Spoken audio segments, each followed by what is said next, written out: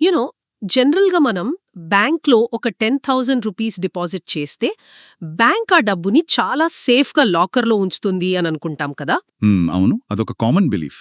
But యాక్చువల్గా ఆ 10,000ని use చేసుకుని బ్యాంక్స్ ఈ ఎకనామీలో ఏకంగా ఒక 1,00,000 రూపీస్ కొత్త డబ్బును క్రియేట్ చేస్తాయి. ఆ గాల్లోంచి కాదు, ఒక పక్క మ్యాజిక్ లాంటి ఎకనామిక్ ఇంజిన్ ద్వారా.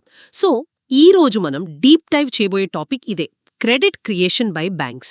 అసలు కమర్షియల్ బ్యాంక్స్ కేవలం మన డబ్బును దాచుకోవడమే కాకుండా ఈ ఎకనామీలో కొత్త డబ్బును ఎలా క్రియేట్ చేస్తాయో ఈ రోజు డీటెయిల్డ్గా చూద్దాం. రైట్, వినడానికి ఇదొక మ్యాజిక్ ట్రిక్ లాగా అనిపిస్తుంది. బట్ దీని వెనక చాలా క్లియర్ లాజికల్ స్టెప్స్ ఉన్నాయి. What is fascinating here is, banks కేవలం మనీని దాచిపెట్టే లాకర్స్ కావు. అవి అసలు ఈ ఎకనామీని నడిపించే హార్ట్ లాంటివి, ఒక ఇంజిన్ లాంటివి.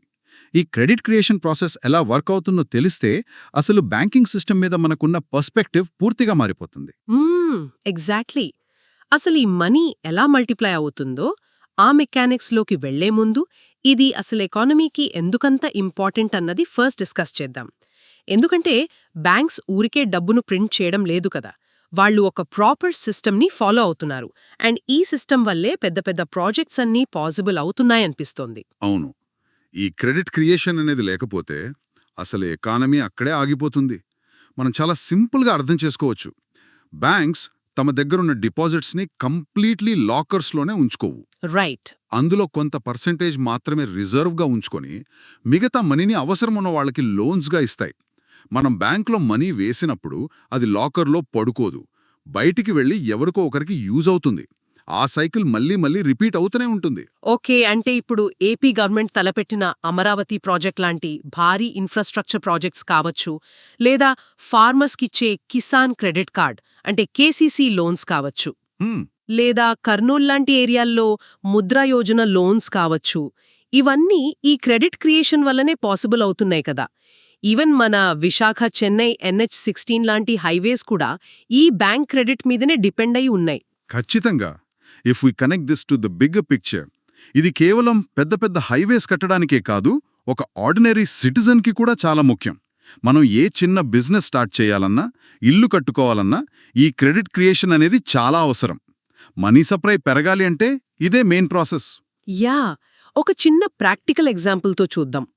లైక్ వెస్ట్ గోదావరిలో రాజు అనే ఒక ఫార్మర్ ఉన్నాడనుకుందాం. తను SBIలో ఒక 50,000 క్రాప్ లోన్ తీసుకున్నాడు. ఆ డబ్బు తీసుకుని వెళ్లి ఒక షాప్లో సీడ్స్ అంటే విత్తనాలు కొన్నాడు. ఓకే. ఆ షాప్ ఓనర్కి ఆ 50,000 వచ్చాయి కదా, అతను వెళ్లి ఆ డబ్బుని తన అకౌంటున్న ఆంధ్రా బ్యాంకులో డిపాజిట్ చేస్తాడు. ఎగ్జాక్ట్లీ. అప్పుడు ఆంధ్రా బ్యాంక్ ఆ 50,000లో కొంత పక్కన పెట్టి మిగతా డబ్బుని ఏలూరులో ఒక స్మాల్ బిజినెస్కి లోన్గా ఇస్తుంది. ఇది అచ్చం ఒక రివర్ లాగా, ఒక నదిలాగా ఎకానమీ మొత్తం ఎలా ఫ్లో అవుతుందో కదా. యా, చాలా మంచి అనాలజీ. ఆ రివర్ అలా ఫ్లో అవ్వడం వల్ల చుట్టుపక్కల ఉన్న పొలాలన్నీ ఎలా పచ్చగా మారతాయో, ఈ మనీ ఫ్లో అవ్వడం వల్ల ఎకానమీలో ఉన్న డిఫరెంట్ సెక్టర్స్ అన్నీ డెవలప్ అవుతాయి. ఆ ఒక్క 50,000 క్రాప్ లోన్ రూపంలో స్టార్ట్ అయ్యి సీడ్ షాప్కి వెళ్ళి, అక్కడ్నుంచి మళ్ళీ బ్యాంక్కి వెళ్ళి ఇంకో బిజినెస్కి లోన్గా మారి ఇలా ఎంతో మందికి జాబ్స్ ఇస్తోంది, ఒక ఎకనామిక్ యాక్టివిటీని జనరేట్ చేస్తోంది. బట్ వెయిట్, ఇదంతా బాగానే ఉంది, కానీ ఈ మనీ ప్రవాహాన్ని అసలు నడిపించేది ఎవరు? చాలామంది ఏమనుకుంటారంటే RBI కదా అంతా చూసుకునేది, కాబట్టి వాళ్లే ఇదంతా చేస్తారు అని. కానీ నిజంగా ఈ డబ్బుని మల్టిప్లై చేసేది కమర్షియల్ బ్యాంక్స్ అంటున్నాం కదా. ఇది ఎలా possible? Is there a specific protocol they follow? ఇది చాలా ఇంపార్టెంట్ పాయింట్. RBI కేవలం రూల్స్ సెట్ చేస్తుంది, అంటే ఆ నదికి గట్లు లాంటివి కడుతుందన్నమాట. కానీ నిజంగా గ్రౌండ్ లెవెల్లో ఆ నీటిని అంటే క్రెడిట్ని ముందుకు పంపించేది మాత్రం కమర్షియల్ బ్యాంక్స్. వాళ్ళు ఇది ఎలా చేస్తారో అర్థం చేసుకోవడానికి మనం బ్యాంకుల యొక్క 3 ముఖ్యమైన రోల్స్ గురించి మాట్లాడుకోవాలి. ఓకే, ఆ 3 రూల్స్ ఏంటి? దీన్నే మనం 3 Rs అంటాం. ఫస్ట్ R వచ్చేసి రిసీవ్, సెకండ్ది రిజర్వ్, అండ్ థర్డ్ R వచ్చేసి release. Receive, reserve, release. Okay, ఒక్కొక్కటి కొంచెం డీటెయిల్గా అన్పాక్ చేద్దాం. రిసీవ్ అంటే పబ్లిక్ దగ్గర నుంచి డిపాజిట్స్ని తీసుకోవడం కదా. అవును, అదే వాళ్ళకి రా మెటీరియల్.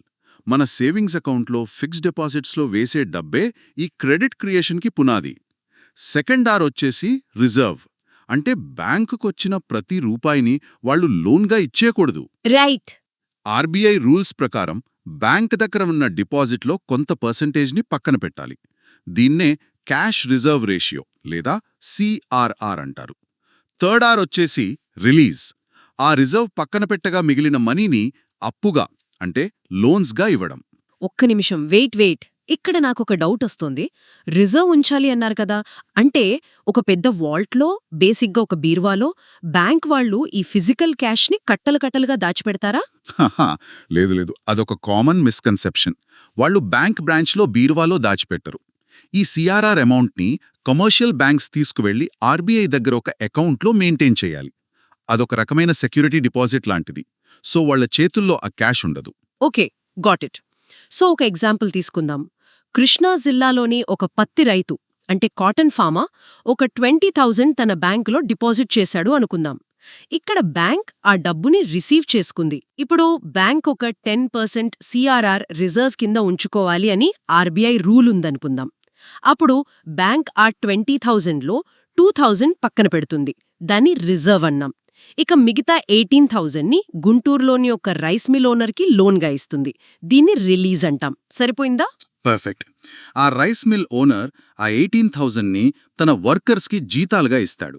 ఆ వర్కర్స్ వెళ్ళి మళ్ళీ వేరే బ్యాంకులో ఆ డబ్బు డిపాజిట్ చేస్తారు. మళ్ళీ అక్కడ ఆ వేరే బ్యాంక్ రిసీవ్ చేసుకుంటుంది. మళ్ళీ అందులో 10% రిజర్వ్ చేస్తుంది. మళ్ళీ రిలీజ్ చేస్తుంది. ఇలా ఆ సైకిల్ రిపీట్ అవుతూనే ఉంటుంది. బట్ ఇక్కడే నాకు అసలైన క్వశ్చన్ వస్తుంది. ఇది వినడానికి బానే ఉంది, కానీ కొంచెం రిస్క్ అనిపించట్లేదా? ఆ బ్యాంక్ దగ్గర ఉన్న ఆ చిన్న 10% రిజర్వ్ సరిపోకపోతే ఏంటి? సపోజ్ డిపాజిట్ చేసిన వాళ్ళందరూ ఒకేసారి ఒకే రోజు తమ డబ్బులు కావాలని బ్యాంకుకి వెళ్తే పరిస్థితేంటి? వాళ్ళ దగ్గరేమో కేవలం ఆ 10% క్యాష్ మాత్రమే ఉంది కదా. బ్యాంక్రప్ట్ అయిపోదా?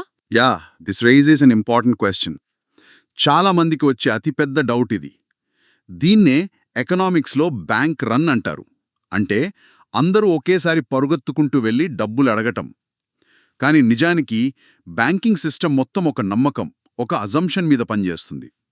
ఆ అజంప్షన్ ఏంటంటే డిపాజిట్ చేసిన వాళ్ళందరూ ఒకే రోజు ఒకేసారి తమ డబ్బు మొత్తం వెనక్కి తీసుకోరు అని. వావ్! అంటే జస్ట్ ఆ అజంప్షన్ మీద అంత పెద్ద సిస్టమ్ని రన్ చేస్తున్నారా? అవును. హిస్టారికల్ డేటా, బ్యాంకింగ్ ఎక్స్పీరియన్స్ ఏం చెప్తోందంటే ఏ రోజుకా రోజు కొంతమంది విత్డ్రా చేసుకుంటే ఖచ్చితంగా అదే సమయంలో ఇంకొంతమంది కొత్తగా డిపాజిట్ చేస్తూ ఉంటారు. ఆ రోజువారీ ట్రాన్సాక్షన్స్కి ఆ చిన్న క్యాష్ రిజర్వ్ రేషియో సరిపోతుంది అని వాళ్ళ క్యాల్కులేషన్స్ చెప్తున్నాయి. ఓ ఓకే. ఒకవేళ నిజంగానే ఏదైనా పానిక్ వచ్చి అందరూ వెళ్తే అప్పుడు ఆర్బీఐ రంగంలోకి దిగి ఆ బ్యాంక్కి సపోర్ట్ చేస్తుంది. ఆ భరోసా ఉంటుంది కాబట్టే సిస్టమ్ స్టేబుల్గా నడుస్తోంది. That's really interesting. So banks loans ఇవ్వాలంటే ముందు వాళ్ళ దగ్గర డబ్బుండాలి అని క్లియర్గా అర్థమైంది. ఇక్కడే మనం అసలు డిపాజిట్స్ గురించి మాట్లాడుకోవాలి. ఎందుకంటే డిపాజిట్స్ లేకుండా అసలు ఈ క్రెడిట్ క్రియేషన్ సైకిల్ మొదలవ్వదు కదా. ఎగ్జాక్ట్లీ. మనం ముఖ్యంగా 2 రకాల డిపాజిట్స్ గురించి తెలుసుకోవాలి. అవే ప్రైమరీ డిపాజిట్స్ మరియు డెరివేటివ్ డిపాజిట్స్. ముందుగా ప్రైమరీ డిపాజిట్స్. ఇవి రియల్ క్యాష్ డిపాజిట్స్. అంటే అసలైన ఫిజికల్ డబ్బు బయట ప్రపంచం నుంచి బ్యాంకులోకి డైరెక్ట్గా వస్తాయి. దీన్ని బ్యాంకులు సృష్టించలేవు. ఎవరైనా కష్టపడి సంపాదించిన డబ్బుని తెచ్చి ఇస్తేనే ఇది వస్తుంది.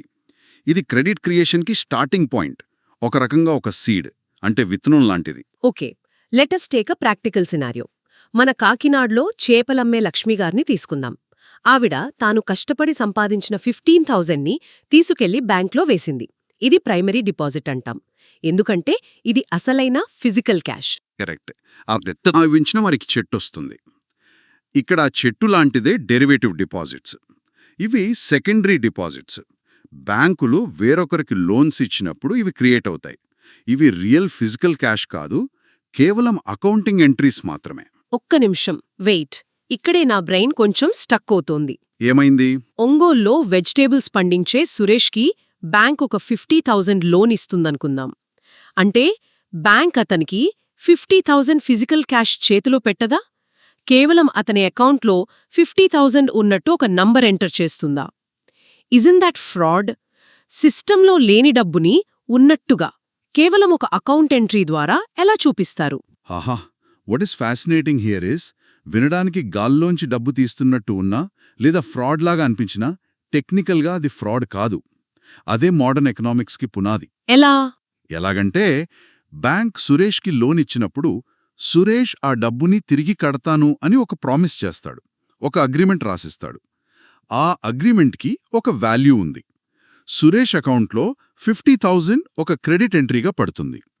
ఈ క్రెడిట్ ఎంట్రీనే మనం డెరివేటివ్ డిపాజిట్ అంటాం. అంటే సురేష్ ఆ అకౌంట్లో ఉన్న నంబర్ని వాడుకుని ట్రాన్సాక్షన్స్ చేయొచ్చా? ఖచ్చితంగా. సురేష్ ఆ డబ్బుని తన ఫర్టిలైజర్ షాప్కి ట్రాన్స్ఫర్ చేస్తాడు.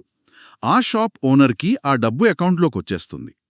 ఇక్కడ మీరు గమనిస్తే సిస్టంలో ఎక్కడా ఆర్బీఐ కొత్తగా కరెన్సీ నోట్లు ప్రింట్ చేయలేదు. కానీ ఎకానమీలో 50,000 కొత్త డబ్బు ట్రాన్సాక్షన్స్కి వాడబడింది. అది జనరేట్ అయిపోయింది. కరెన్సీ నోట్లు వేరు, మనీ వేరు. మనీ అనేది ఒక ట్రస్ట్. ఈ డెరివేటివ్ డిపాజిట్స్ వల్లే సిస్టంలో డబ్బు 10 రెట్లు 20 రెట్లు మల్టిప్లై అవుతుంది. వావ్, ఇది నిజంగానే మైండ్ బ్లోయింగ్ కాన్సెప్ట్. అసలు ఫిజికల్ నోట్లు లేకుండానే కేవలం నంబర్స్ ద్వారా ఎకానమీలో లక్షల కోట్లు ఎలా తిరుగుతున్నాయో ఇప్పుడు అర్థమవుతుంది.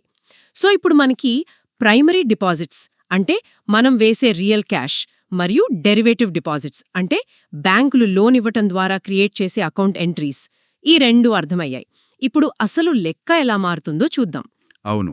ఒక చిన్న డిపాజిట్ కొన్ని లక్షలకి ఎలా చేరుతుందో అర్థం చేసుకోవాలంటే మనం మల్టిపుల్ క్రెడిట్ క్రియేషన్ ప్రాసెస్ గురించి మాట్లాడుకోవాలి. ఒకసారి డబ్బు బ్యాంకులోకి వచ్చాక అది ఎన్నో రౌండ్స్ తిరిగి మల్టిప్లై అవుతుంది. దీన్నే క్రెడిట్ మల్టిప్లయర్ అంటారు. సో ఈ మల్టిప్లయర్ ఎఫెక్ట్ ఎలా పనిచేస్తోంది? దీని వెనుకున్న మ్యాథ్ ఏంటి? దీని మనం ఒక రకంగా డిమినిషింగ్ రిటర్న్స్ లాగా చూడాలి. ఒక ఉదాహరణ చెప్తాను. ఒక కేక్ ఉందనుకుందాం. మొదటి వ్యక్తి వచ్చి అందులో 10% పక్కన పెట్టి మిగతాది పక్కవాడికిస్తాడు. వాడు అందులో మళ్ళీ 10% పక్కన పెట్టి ఇంకొకడికిస్తాడు. ఇలా వెళ్లే కొద్దీ ఆ కేక్ సైజ్ చిన్నదవుతూ వెళ్ళి చివరికి 0 అవుతుంది. ఇక్కడ కేక్ అంటే డిపాజిట్, ఆ 10% అంటే సిఆర్ఆర్ రిజర్వ్. వాళ్లు పక్కవాడికిచ్చేది లోన్. ఓకే, అర్థమైంది. ఒక మ్యాథమెటికల్ ఎగ్జాంపుల్తో చూద్దాం. ఒక భక్తుడు తిరుపతి ఎస్బీఐ బ్రాంచ్లో ఒక 10,000 రూపీస్ డిపాజిట్ చేశాడనుకుందాం. ఆర్బీఐ పెట్టిన సిఆర్ఆర్ 10% అనుకుందాం. అప్పుడు ఎస్బీఐ అందులో 10% అంటే 1,000 తీసి రిజర్వ్లో పెట్టి మిగతా 9,000ని తిరుమలలోని ఒక హోటల్ ఓనర్కి లోన్ ఇస్తుంది. కరెక్ట్. ఆ హోటల్ ఓనర్ ఆ 9,000 తీసుకుని తన క్యాటరర్కి పేమెంట్ చేస్తాడు. ఆ క్యాటరర్కి డబ్బొచ్చింది కాబట్టి అతను వెళ్లి తన దగ్గర ఉన్న ఆంధ్ర బ్యాంక్లో ఆ 9,000 డిపాజిట్ చేస్తాడు. సో ఇప్పుడు ఆంధ్ర బ్యాంక్కి 9,000 డిపాజిట్ వచ్చింది కదా, వాళ్ళు అందులో మళ్ళీ 10% అంటే 900 పక్కన పెట్టి మిగతా 8,100ని వేరొకరికి లోన్ ఇస్తారు. ఎగ్జాక్ట్లీ. ఆ 8,100 తీసుకెళ్లి ఆ వ్యక్తి మళ్ళీ తన బ్యాంక్లో డిపాజిట్ చేస్తాడు. మళ్ళీ ఆ బ్యాంక్ అందులో 10% అంటే 810 రూపాయలు పక్కన పెట్టి మిగతాది లోన్ ఇస్తుంది. ఇలా ఈ సైకిల్ రిపీట్ అవుతూ అమౌంట్ చిన్నదవుతూ వెళ్తుంది. ఈ లోన్స్ అన్నింటినీ మనం యాడ్ చేసుకుంటూ పోతే అంటే ఆ 9,000, 8,100, 7,290 ఇలా అన్నీ యాడ్ చేస్తే మ్యాథమెటికల్గా అది ఎగ్జాక్ట్గా ఒక ఫార్ములాకి మ్యాచ్ అవుతుంది. అదే credit multiplier equals to 1/CRR. అదన్నమాట లెక్క. సో ఇక్కడ సిఆర్ఆర్ 10% అంటే 1/10%, which is 10 times. So total credit equals to initial deposit multiplied by multiplier. కరెక్టేనా? ₹1,00,000 మీ 10,000 ఎకానమీలో 1,00,000 రూపీస్ క్రెడిట్ని క్రియేట్ చేసింది. మ్యాజిక్. అసలు ఇది వింటుంటే నాకు వెంటనే విజయ డైరీ మిల్క్ సిస్టమ్ గుర్తొస్తుంది. ఓ, ఎలాగూ? Think about it. ఒక ఆవు ఇచ్చే పాలుంటాయి కదా, దాన్ని మనం ఇనిషియల్ డిపాజిట్ అనుకుందాం. ఆ పాలు డైరీ కోఆపరేటివ్కి అంటే బ్యాంక్కి వెళ్తాయి. అక్కడ్నుంచి ఆ పాలు ఎంతో మందికి ఎన్నో షాపులకు చేరుతాయి. వీటినే మనం లోన్స్ అనుకుందాం. ఇంట్రెస్టింగ్.